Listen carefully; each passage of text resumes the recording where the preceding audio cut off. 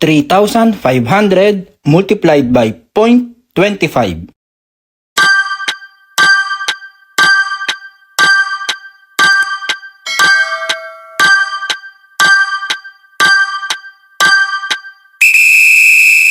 Kung gagamitan natin ng calculator, 875 ang sagot.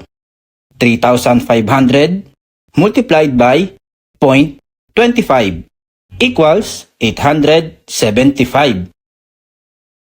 Someone asked, paano mag-solve ng walang calculator? Sagutan natin yan dito sa Earl's Review Channel.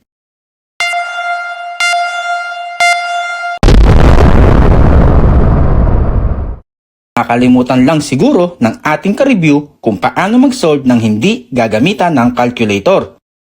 Ako din minsan nakakalimot. Isa lang naman ang hindi ko malilimutan. Hindi ko malilimutan ang pangalan niya. Para mas mapakita natin kung paano mag-solve itong 3,500 then multiplied by 0.25, itong 0.25 dito.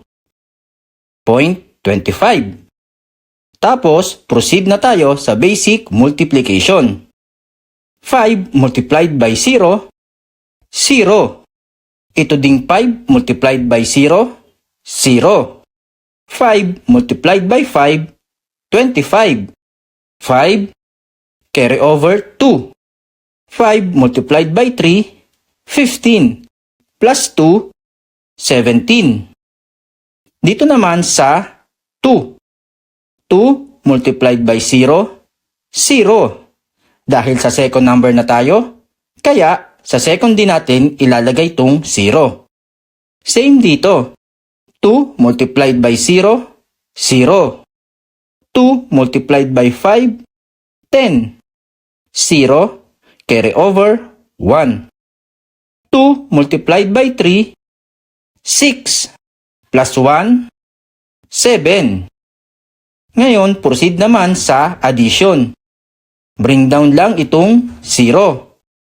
0 plus 0, 0. 5 plus 0, 5. 7 plus 0, 7. 1 plus 7, 8. Dahil 0.25 ito, move ng 2 beses. Cancel na itong 2 0.